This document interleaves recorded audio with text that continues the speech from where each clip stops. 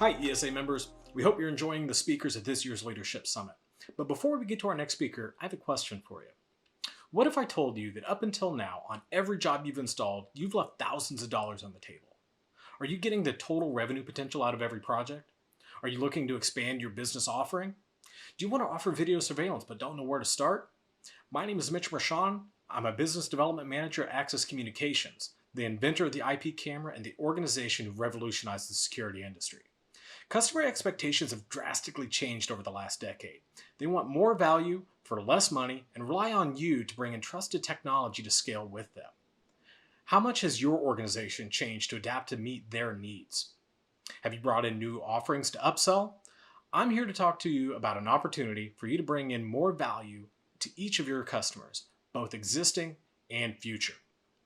Video surveillance provides not only security, but also business intelligence. Your customers can learn more about their own businesses by leveraging their video system in modern ways. You may know Axis as the camera company, but now we're so much more than a camera company. And with our end-to-end security solutions, we can help you get the most out of every project. But let's take a step back first. What is an end-to-end solution? An end-to-end solutions means you can get your cameras, your video management software, and your recorder, or the server, all from a single vendor, us. This gives you peace of mind that every piece of the solution is going to work together because they're all from the same manufacturer. Moreover, whether you need help from our sales team designing the solution or help from our award-winning technical support, you only have one number to remember, and all of our team members are trained and knowledgeable on our entire product portfolio. But are you concerned that this may be too far outside of your current area of expertise to offer? Well, we have a whole host of options to make the transition easy for you.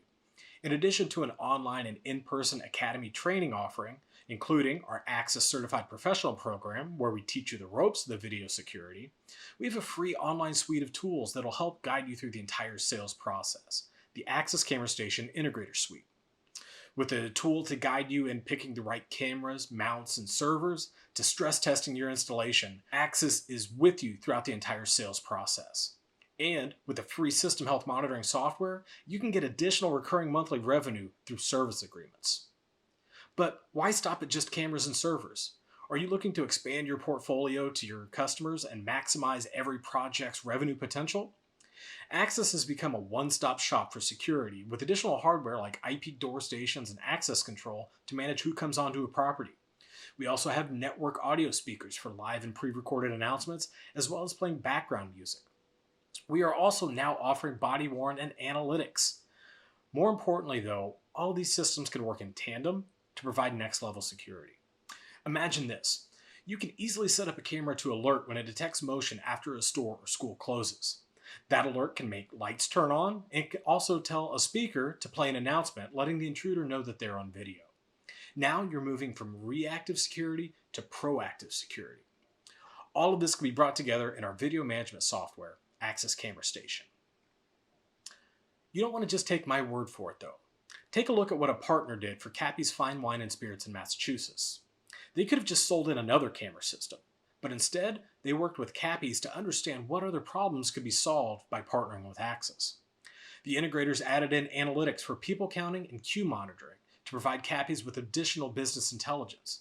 Now they know how many people are coming in and out of their store daily and if lines get too long. They also added in network speakers to play background music and in-store announcements like when the store is about ready to close. Now, what was a simple camera project expanded to include multiple technologies and capitalize on the project's full revenue potential. So, have I piqued your interest? You want to know more about our training, our tools, our product portfolio? Well, we have a team of over 125 knowledgeable salespeople ready to take your call and get you on the road to getting the most out of every project. You can call us at 1-800-444-AXIS. That's 1-800-444-2947. You can also find us online at axis.com, or you can find me on LinkedIn. Again, I'm Mitch Marchand with Axis, and we look forward to adding new dimensions to your business. Why should a person follow you? Why should a person roll over tomorrow morning, get out of bed, get in the shower, get dressed, maybe go to their camera or go to their office in their house, depending on if your people are back to work yet, and say, I'm going to follow you? You are worth me following. You see, this is the question that all followers ask, whether you know it or not. This is the question that followers ask when they're thinking about their job. Now, they might not say, why should I follow you? But they evaluate you, they think about you, they determine whether or not you're followable. And so here's the question I want you to answer. What are your followers doing right now? Wherever they are, whatever they're doing, whatever their job is, what are they doing right now? Think about it. Yeah. Here's what they're doing. They're talking about you behind your back. That's what they're doing.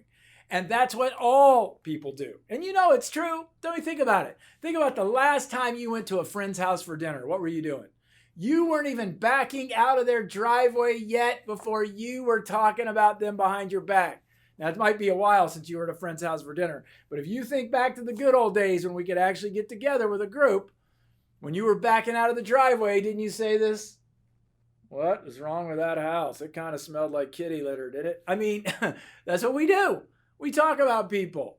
And when we talk about people behind our backs, we generally tell a story. Now, it's not always bad. I mean, I built my whole business from people talking about me behind my back. That's just how I did. It's called referrals. It's called story marketing. It's called a lot of things. But what I know is that the stories that your followers tell when you're not around about you determine your followability. And if you aren't clear, if you aren't really clear about what makes you followable, then they're probably not either. And there are two parts of the equation that I want you to think about. The first part of the equation I want you to think about is this notion of comfort. You know, comfort's the bad news, isn't it? Comfort is the one thing that we've all wanted since we were babies. Comfort's the one thing that our brain evaluates all day, every day. In this studio right now, it's a certain temperature. My brain's evaluating whether it's too cold or too hot or just right. When I get in my vehicle, when I leave the studio later today, I'm going to have to determine whether the vehicle's hot, cold, or just right. And what your followers do every single day is they evaluate the extent to which you as a leader are worthy of being followed. So, why should a person follow you? Why should they get out of bed and follow you over the next quarter hill? Here's the first exercise I want us to do together today. And that first exercise is this. I want you to get a pad, piece of paper, pencil, pen, whatever you prefer to work with. And I want you to write down on that piece of paper the 3 words you think most people use when they talk about you behind your back. Because that's what they do. They talk about you behind your back, as we said. So I'm just going to give you a minute. Go ahead. I'll wait. Go on. Write down the 3 words people use when they talk about you behind your back. What are they? Now, some of you may not have any idea. Some of you may be going, I really don't know what the 3 words are. And that's the most terrifying thing of all. The most terrifying thing at all is I may not know. Every year we do a survey of our customers. We ask our customers from all over the world, write down the 3 words that describe what it's like to work with Mike. Describe Mike in 3 words. And then we do a word cloud and we put it up on the wall in my office so that I'm reminded every day of the things that make my followers and my customers think I'm followable. I encourage you to do the same thing. Here's the first gutsy play of our conversation today. I want to encourage you to ask your team to, on a 3x5 card, write down the 3 words that best describe what it's like to follow you. And then I want you to accumulate those cards. Don't try to figure out who said what. And you can go, actually, I think it's called Word Cloud or something on Google. You can type all those words in, the frequency that they appear, and then print out a word cloud and ask yourself the question, are the words that they wrote the words that you thought they'd write, and do those words make you proud? I'm guessing they will. I'm guessing they'll be very positive. I'm guessing that those words will be really good. Maybe some of them will make you feel uncomfortable. So I want to talk to you about just 2 things very quickly relative to leading courageously and what our research has taught us over the years, what we know to be true anecdotally, and what we've studied empirically over the years that make you more followable. I'm going to give you good news and bad news. And since I can't hear you right now, I'm going to go with the bad news first rather than give you a choice. The bad news is this: comfort is the enemy. Let me say that again. Comfort is the enemy. That is to say that since you were a little kid, you have been programmed to be comfortable. In fact, right back here, if you feel right back here in your neck, you run your fingers up your neck, 2 fingers up from where you feel your skull. If you drill in about 2 or 3 inches, don't do it. But if you drill in about 2 to 3 inches, you're going to come across something called the limbic system, LIMBIC. The limbic system is a little part of your brain, not too far above your brainstem, that evaluates how things feel. It's not capable of language. You've probably had this experience before. Have you ever walked into a room, maybe a meeting at work, maybe with a client on a job site, and you've gone, something doesn't feel right. I don't know what it is. I can't really put words to it, but it just doesn't feel right. You know what that is? That's your limbic system. It sends a message to another part of your brain. The other part of your brain evaluates what that is. And so what you and I do every single day is we avoid the things that make us uncomfortable and we move toward the things that make us comfortable. And that's the good news and the bad news. It's really more bad news. How would you like yourself to only do the things that are comfortable? Your employees to only do the things that are comfortable. Think how frustrating that would be. Think how difficult that would be. Think how limiting that would be. And what I want you to think about in your own businesses and in your own leadership, and when you look across this time that we find ourselves in, how does your leadership manifest itself? Are you leaning into things that would have made you very uncomfortable 8, 9, 10 months ago? Are you starting to explore strategies that you wouldn't have explored before? And maybe you're uncomfortable exploring now. You know, I've had to really work in my own business to figure out how we interact with our clients differently. How do we leverage Zoom? How do we make clients feel more important? How do we connect in a meaningful way by adding value? These are the questions I want to encourage you to do. And here's the other thing I want you to think about is some of those things may make you really uncomfortable. And I'm really thrilled to be spending this time with you because I actually used to work in your industry some years ago. In fact, my third job out of college was running a company that does exactly what many of you do. And I was the general manager, chief operating officer of this organization. And I always, every day came to work, and I had a great owner of my company. God rest his soul. He's passed on now, but I had a great owner, good friend of mine, who used to challenge us every day to move just a step or two beyond what we believed was the most comfortable. And he used to say this to me. He used to say, Mike, and he was my age. He's exactly my age. In fact, we graduated from high school the same year. He said to me when we graduated from high school, he said, you go to college, I'm going to go start a business. And look what happened. I went to college and graduated. He went and started a business. I ended up working for him.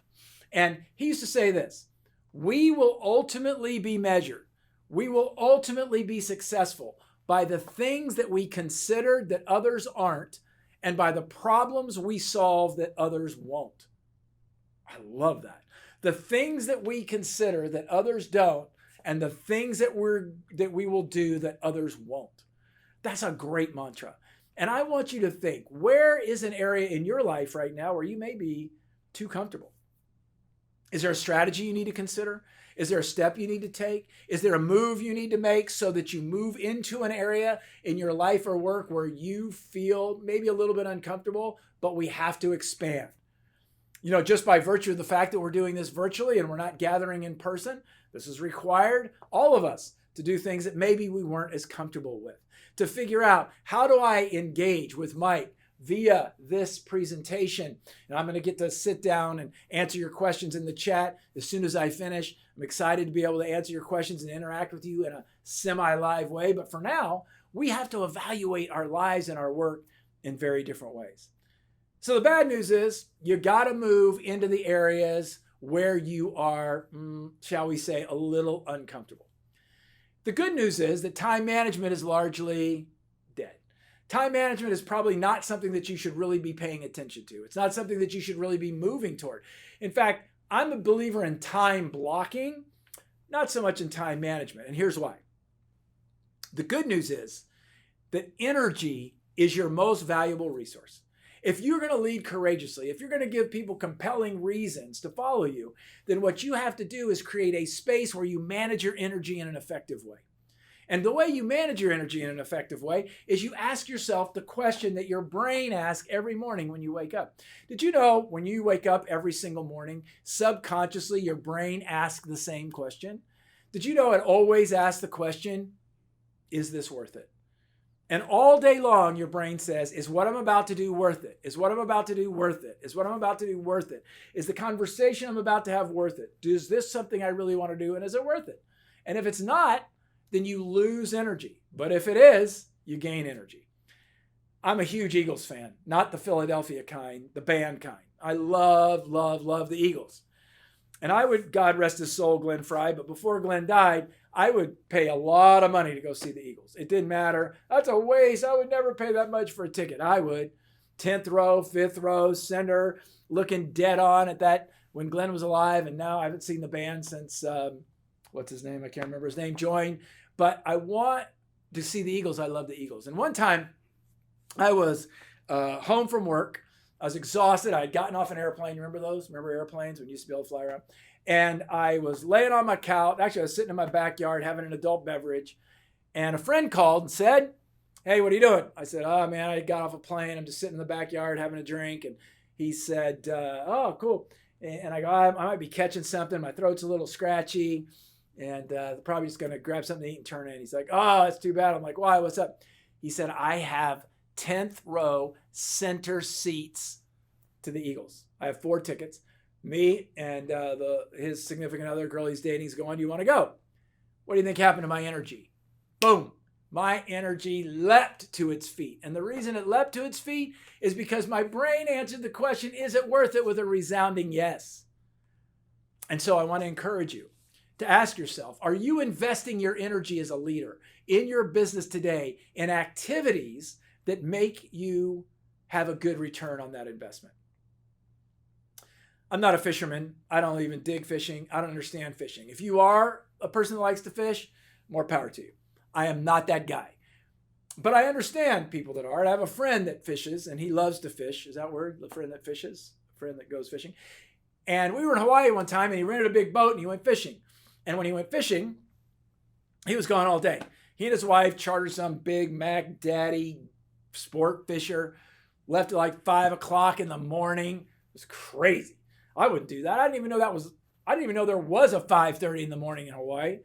And that afternoon they came back and we were at the dock waiting for them. And he was all excited. And he said, oh, I've been fishing all day. And I'm like, I know, man. I said, you catch anything? He said, yeah. I said, how many did you catch? Being a volume guy and being a guy that doesn't fish, I expected a bounty. I expected nets full. And he said, we caught 3. I said, 3? You paid almost $1,000 to fish for 7 or 8 hours or however long you fished, and you only caught 3 fish? He said, yep, only caught 3 fish. He goes, but they were big. I said, they better be Moby Dick. Where are they? Let's see them. I'm standing there. He said, oh, we threw them back. I said, you did what? You fished all day? You caught 3 big fish and you threw them back? He said, yeah. He said, but they were really big. I was like, well, I heard you say that. And I said, well, at least you had a good day and you had fun, so let's go to dinner. And I don't know if you've been to Hawaii, or maybe you're fortunate enough to live there. I don't know. But if you don't know, the trade winds blow in the afternoons off of Maui, particularly between Maui and Lanai. And sometimes the channel gets very choppy and offshore is really choppy. And I was like, man, well, at least you were busy all day fighting these big old marlin, so you didn't pay attention to the rough water. And this is what he said. And it's a lesson that has never been more important for you as a leader than it is today.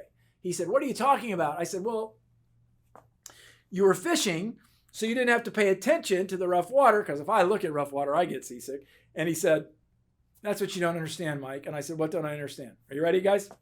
I want you to hear me say this. He said, Mike, the biggest fish are in the roughest water. I said, what? He said, the biggest fish are in the roughest water. I said, man, that'll preach. That's awesome. I said, tell me what you mean. He said, the people who are after the big fish know that they are where the rough water is. He said, you got to decide, Mike, do you want it to be about catching the fish, or do you want it to be about your own comfort? Do you want to be about catching fish, or do you want it to be about your own comfort? And I said, tell me more. He said, I caught these monster marlin, hundreds of pounds. And he said, they were in the rough water. He said, had I decided, along with my wife and the captain and the first mate, that we only wanted smooth sailing all day, we would have left early, come home early, and never dropped the bait in the rough water. The biggest fish are in the roughest water. Where's your rough water today? Where is it? Is it in margins you expected to get that you didn't get? Is it in sales you expected to get that you didn't get? Is it a relationship that you thought was going to build with a client, a colleague, a significant other that didn't because of all that we've been dealing with? You see, all of us enter into rough water. All of us experience rough water in our lives. And never before has there been a period in our history, particularly people who have been alive in the last 100 years, well, maybe in the last 100, but certainly not in the last 80 years, who have experienced all these things coming at us at the same time. I'm not asking you to love the rough water. I'm not asking you to embrace the rough water. I'm not asking you to even celebrate the rough water. I'm just asking you as a leader to understand that if you invest your energy in seeking the opportunity in the midst of the rough water that you face, your business will thrive. Your leadership will thrive. This isn't some Pollyanna, stand in the mirror and look at yourself and tell yourself or your business how great you are. This is saying, in the midst of this, there's opportunity. In the midst of this, there's some hope, because we've got to focus on the things that we want to accomplish. Where is your focus? Are you willing to move out of the area where you're a little bit uncomfortable? Are you willing to start investing your energy in the areas that make the biggest difference? Because I will tell you that in order to be successful, one of the things you've got to be able to do, and you will crush your competition if you're able to do this, is not to do things differently, but to do different things. Let me say that again. Not to just do things differently, but to do different things. And what does that require? It requires us to expand the way we think. It requires us to think clearly about something that we hadn't thought about before. This morning, I did another virtual event, and it was for a large group, and the CEO introduced me. I know the CEO. I've worked with the CEO for years. Besides a coaching practice, besides a keynote practice, I do a lot of coaching and consulting with organizations to help them be high performers and that kind of thing. And I've done a lot of work with this company. It's a Canadian company over the years. And he said something very interesting to the group. He said, one of the things I want us to do is I want us to focus forward. And I said, you should make a t-shirt. Focus forward. I'm a big Harley rider, serious Harley rider, love Harleys, love riding motorcycles. Recently, I took a trip by myself on my bike, and I was riding the Rocky Mountains on the $1 Million Highway. Maybe some of you have been on the $1 Million Highway. It's a beautiful road. The first time I ever rode a serious mountain pass was the $1 Million Highway in Colorado. It was terrifying. It was about 12 years ago. I thought I was going to die for sure. I had been riding with 10 of my buddies for about 12 hours. We were all exhausted. It was getting dark. I'm on a very, very curvy road, no guardrails on a lot of it. The road destroyed me. I mean, I was upset. I was mad. I was nervous. And when I get afraid, I don't know if you're like this, but when I get afraid, I tend to get mad. So I was really mad by the time we stopped. And so I never rode that road again until this year. I've ridden Pacific Coast Highway. I've ridden the Dragon in Tennessee. I've ridden all kinds of twisty roads and back roads and mountain roads since then. And I'm pretty proficient now at riding mountain roads on my bike. This year I decided I'm going back to the Rockies. I'm going to conquer that road. It's been 12 years since it conquered me. This is the year. But you know what was different this time on that road than last time? I understand how to ride a curve. I understand how to navigate the curve. And I'm going to share with you, and there may be some of you listening to me right now, and I'll be excited to see it in the chat here in just a few minutes when I'm able to sit down and join you there. Some of you may be motorcycle riders and understand what I'm about to say, but if you're not, you're going to understand it anyway. When you enter a turn on a motorcycle, and it's a sweeping turn, or it's a switchback, or just a twisty, your focus has to be on where you're headed. You're always looking for the exit of the turn. You're not looking in front of you. You're not looking right in front of you, because if you look right in front of you, you'll go exactly where you focus. So if I look at the curb, if I look at the gravel, if I look at the elk, if I look at whatever, I'm going to go right where it is. If I look at the exit, that's where I'm going to go. That's where I want you to think. And I want you to think about, how can I move into an area where I'm a little bit uncomfortable? How can I step into my energy in a different way so that I create a different outcome for myself, my staff, my team, my company, my clients, my customers, and my family? And the way you do that is you examine 3 critical needs that will help you become more followable. I'm going to give you these 3 critical pieces, and I want you to think about how you can manifest these in the lives of your followers every single day. Here they are. The first one has to do with certainty. If you want to be an outstanding leader, if you want to be really followable, what you want to create is a sense of certainty, a path, a direction, something that you know you're after. I used to fly a lot, as I mentioned. Used to fly about 220,000 miles a year, 250,000 miles a year on average. I was flying somewhere one time, and the captain, now I don't know about you, but I don't listen to the safety demonstrations. I don't know if you do. Maybe you're a better passenger than I am. But I don't listen to them because I've heard them 1,000 times. In fact, I could probably give most of the safety presentations on every major airline in North America.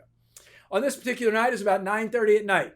The captain comes on and says this: "Ladies and gentlemen, this is your captain speaking. I need you to listen to me right now." I'm like, uh-oh, this doesn't sound so good. He said, "In just a few minutes, we're going to fly into turbulence. I can't avoid it. The storm is too big. It's probably going to be the roughest turbulence you've ever flown through." He said, "But here's what I want you to hear me say.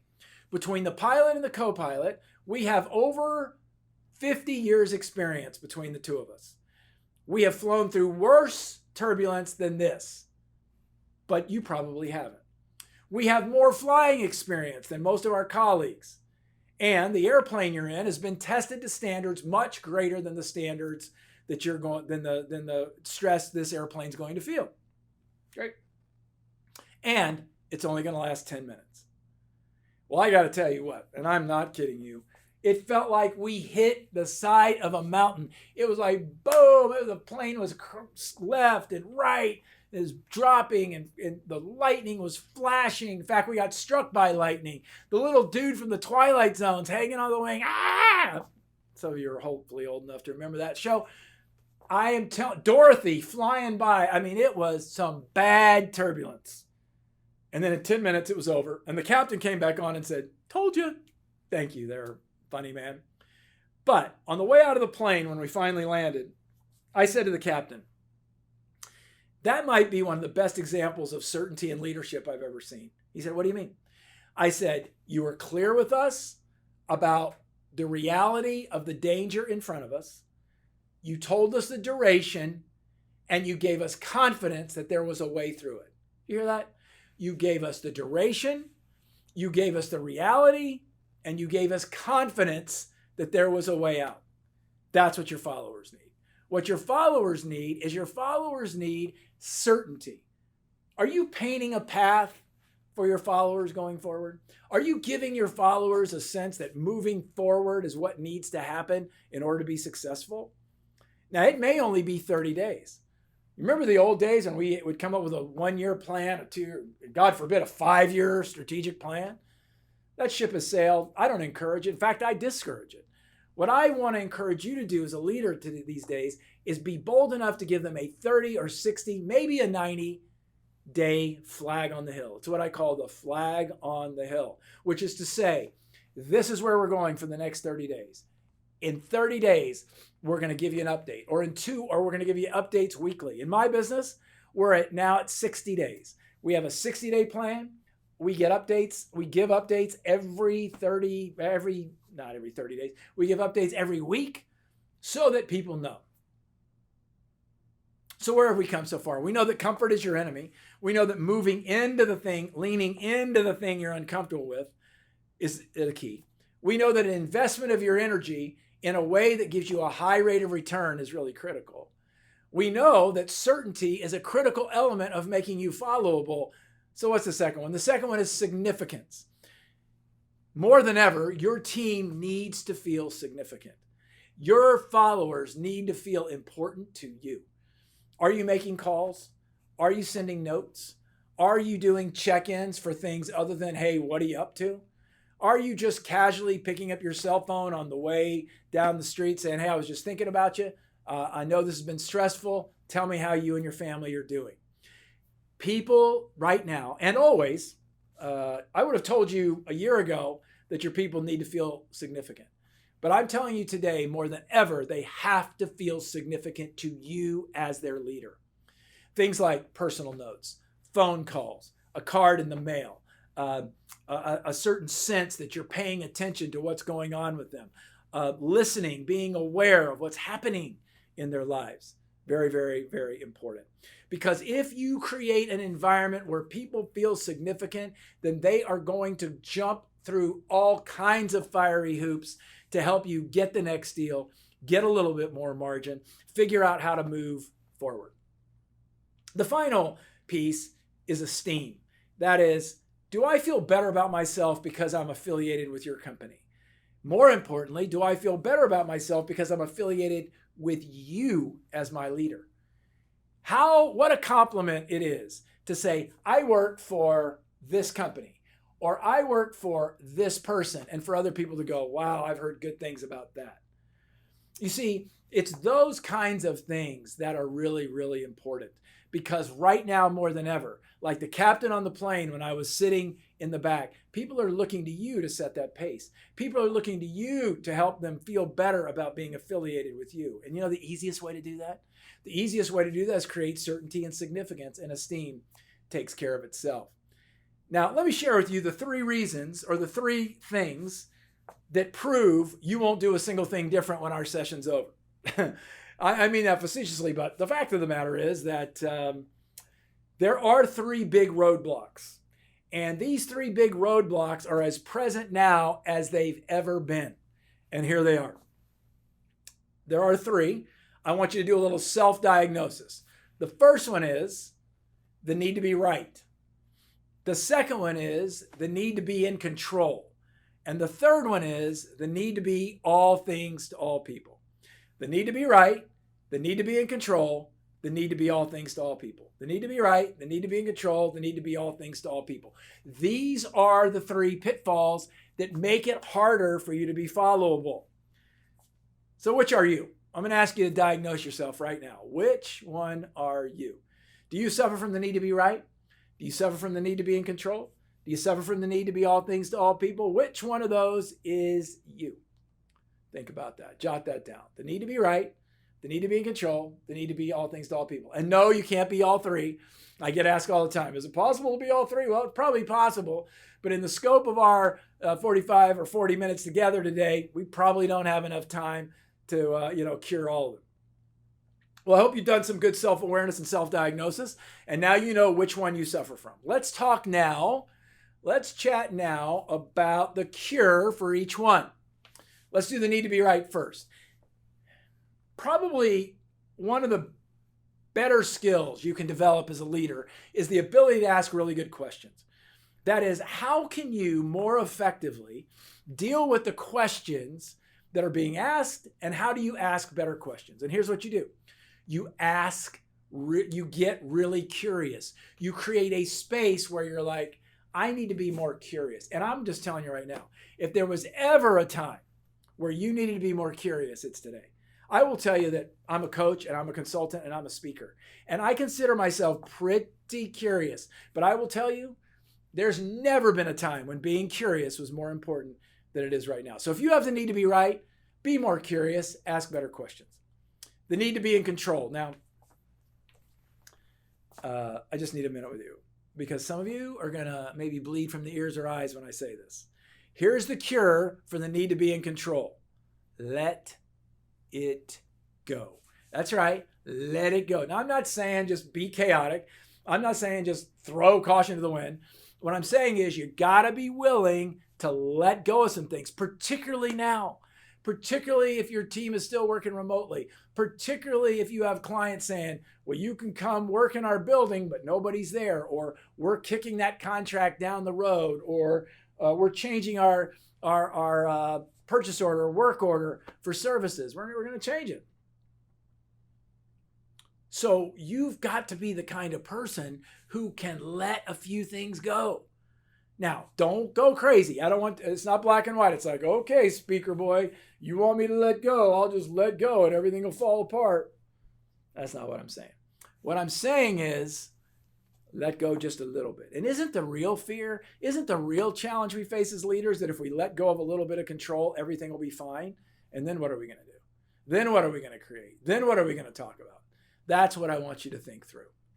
The final one is the need to be all things to all people. This is the one I suffer from. You probably, there are many of you. Usually the majority of the group suffers from the need to be all things to all people. If you're a caretaker, if you're the kind of person who's always wanting to be all things to all people and make sure everybody's happy and all that, now's the time not to do that anymore. And the reason that's so important is because we've got to be having really good boundaries. We've got to know where you start and I stop. We've got to be able to create a space where we know how to say no to the right things and yes to the right things. How to say no to things we should avoid and yes to things we should lean into. And so maybe there's some of those things for you. Well, we've come a long way in 30 minutes. And what I want to do now is I want to start kind of putting the bow on the package and talk to you about the 6 steps to take. These are the 6 things that you can do to be a more courageous leader and to help your people respect you more, listen to you more clearly, and follow your leadership more effectively. We're going to use the acronym ATTACK, A-T-T-A-C-K, because let's face it, every leader needs an acronym. Here are the 6. A-T-T-A-C-K. Let's go. Accept your circumstances as they actually are. If you want to be a leader who's respected, if you want to be a leader who's followed over the next quarter hill, you've got to be a leader who's grounded in truth, who's grounded in reality, not conjecture, not speculation, not emotion, but grounded in the facts. We recently did some work with an organization that was having some challenges getting people all focused because there was a lot of anxiety, nervousness, discomfort, so on and so forth. And we just asked them to shift. And when we asked them to shift to a fact-based, data-based culture, they started getting really effective. So here's your homework. I want you to do a fearless inventory. I want you to look at your business, and I want you to look at your life, and I want you to ask yourself the question, what is the truth? Now, here's the rule. You cannot, absolutely may not, judge. You can't say, well, this is good, and this is bad, and this is right, and this is wrong, and this is up, and this is down. I just want you to look at the facts. And if you look at the facts, then we can deal with that. All right? So just a fact-based inventory. Sales are this, pipeline is this, number of employees is this. If you have an employee engagement survey, here's what our engagement numbers look like. Because once you have the data, you can go on to the next steps. Next, take responsibility. If you notice, we live in a world of people who don't want to take responsibility. We have people who would rather blame. And what you're going to do as a leader is you're going to create a culture of responsibility, or you're going to create a culture of blame. Usually at this point, when I do this particular talk, I move on to the next T. But I'm going to pause here and share some work I've been doing over the last 60 to 90 days about taking responsibility. All of us, through all of the challenges that 2020 has brought, are dealing with 3 perspectives. These 3 perspectives are at play in our psyche all day long. And while you may have been a leader at a certain system, or you may be a leader of a sales organization, or you may have been a leader of a company entirely, or maybe a leader in your community, here's what I know. I know that now, if you want to be a leader, you got to have a little bit of sociologist and a little bit of psychologist. And I'm going to share with you the 3 perspectives that you're dealing with and how to help people take responsibility. There are 3 perspectives: health, money, freedom. Health, money, freedom. Right now, what's happening worldwide, but particularly in North America, is that people are getting a gravitational pull to one of the perspectives based on what they're feeling. So if you or your team or your clients need to make payroll and make sales and get margin and get more revenue, you're probably drifting more towards a money perspective. If you live in a family like I have, you may have people in your family going, I got to get a manicure, I got to get a haircut, I got to get out of the house, I'd love to go to a bar and meet my friends. That's a freedom perspective. If you have somebody who's a high-risk person in your life, they might have more of a health perspective. Here's the thing you're being challenged to do, though. And it is a false challenge. And I want you to reject it on the merits. We as a culture are starting to get pressure, and have been for the last 60 days. We're starting to get pressure to choose a perspective and to make the perspective superior. Let me say that again.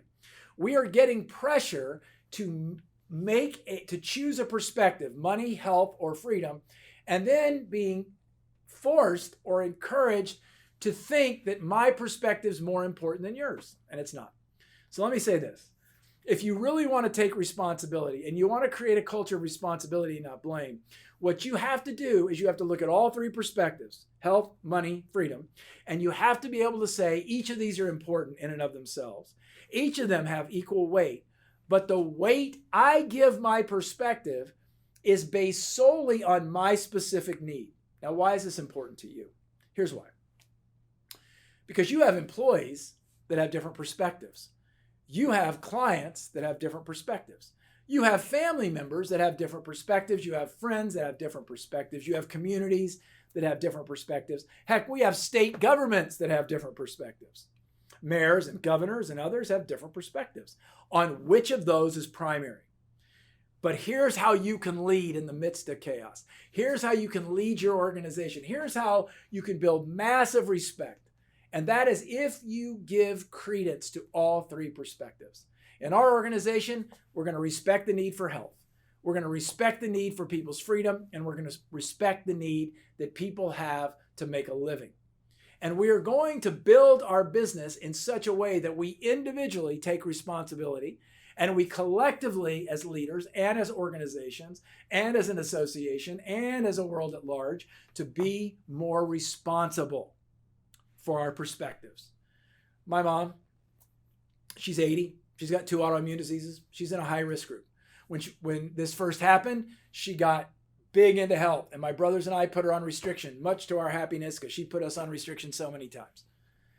But when Mother's Day came along, she invited the family over because she was too bored and lonely. So she shifted her perspective to freedom, but she didn't have to give up health to get freedom.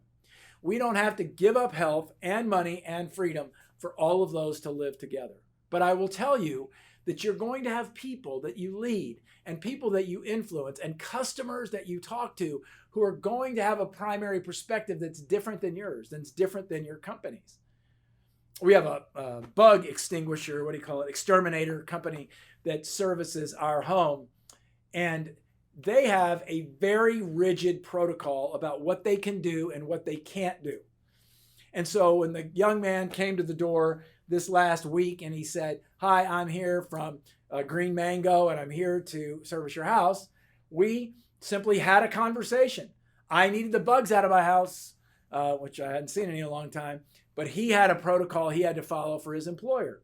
And so as we discussed it, he asked me a great question.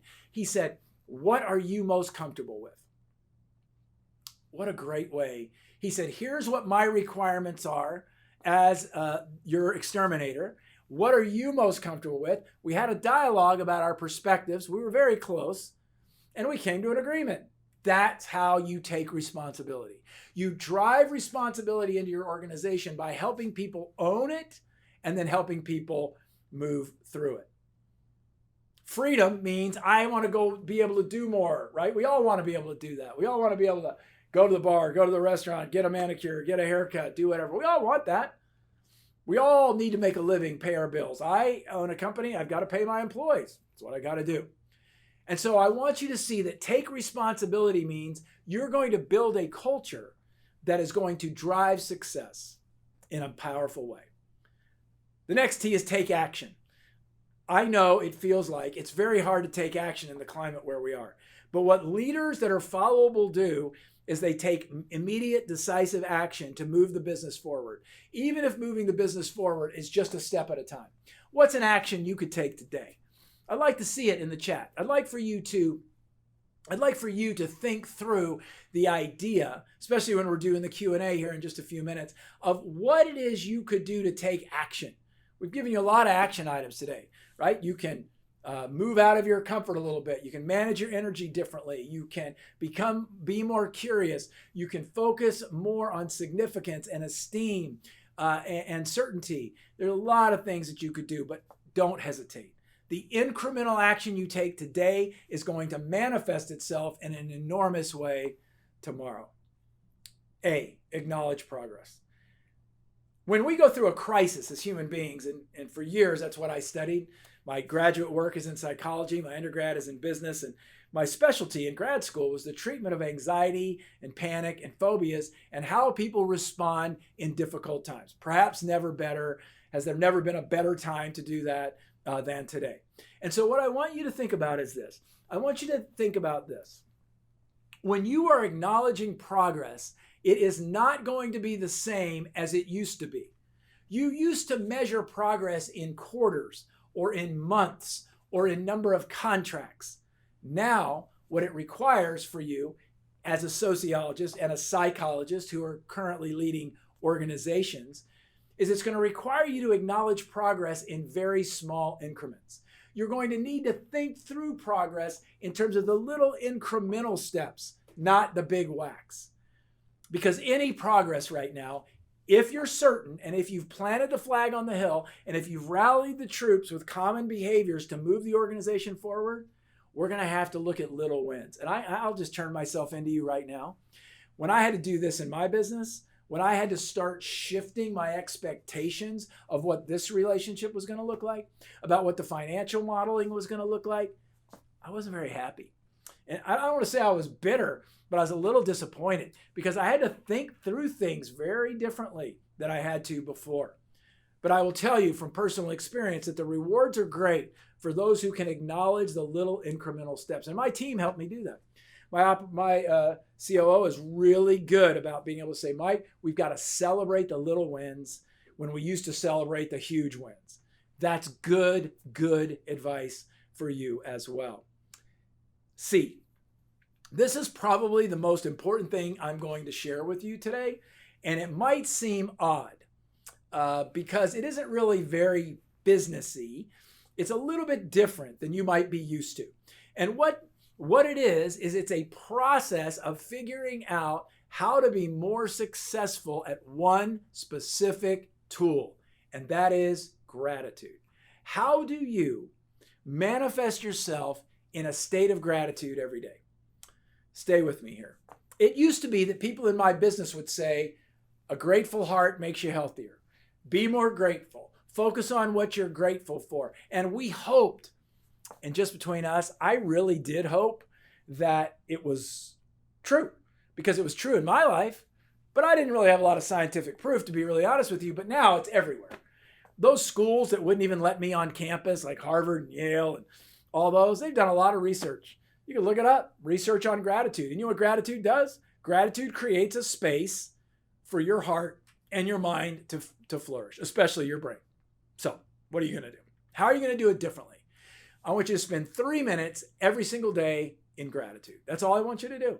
And if you spend 3 minutes feeling grateful every day, your brain's going to function better. K, kindle new relationships. Kindle means to give new life to. Give new life to simply means this.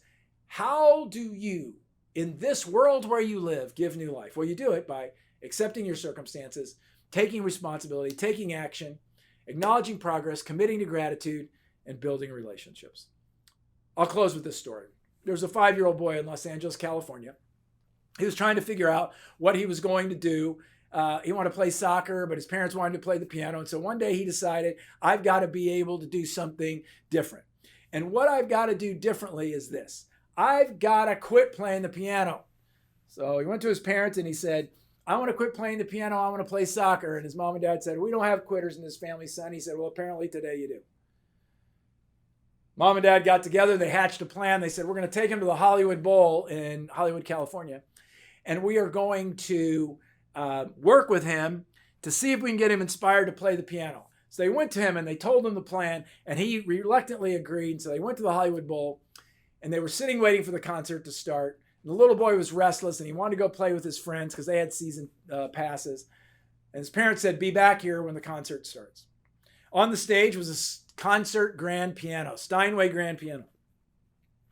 Spotlights were on the piano. The orchestra was warming up. And about 10 minutes after the little boy left, the parents heard this sound. Dun, dun, dun, dun, dun, dun, dun, dun, dun, dun, dun, dun, dun, dun, dun, dun, dun, dun. And to their horror, they looked on stage and there sat their 5-year-old, 6-year-old son playing chopsticks on a concert grand piano just minutes before the concert was supposed to start. From stage right, the great maestro said to his assistant, "What are we going to do?" Angrily, he went out onto the stage. The little boy was playing chopsticks. He walked up to the little boy and he whispered this in the little boy's ear. He said, "Son, don't stop playing. Whatever you do, don't stop playing." And so the maestro sat down next to him and said, "I'm going to do something different." And he started to play an improvisational tune that harmonized with chopsticks. And he played a little faster and he played a little harder until nobody in the audience could tell the difference between the simplistic tune of chopsticks and the masterpiece of the maestro. That's your job. To create harmonious outcomes in the midst of crazy times, in the midst of calm times, so that you create a world that's more powerful. So accept your circumstances. Take responsibility, take action, acknowledge progress, commit to new ways of being. So when the days are long, the deals are short, don't stop playing. When you feel like you're putting massive effort in but not getting the results, don't stop playing. Because people look to you every day. People all over your market, all over your company are looking to you every day, asking, can I follow this person? And after today, by managing your energy and managing your comfort and doing the things we've talked about, your best and most courageous days are ahead. I'm going to look forward to chatting with you in just a few minutes and answering your questions. Take care and be courageous.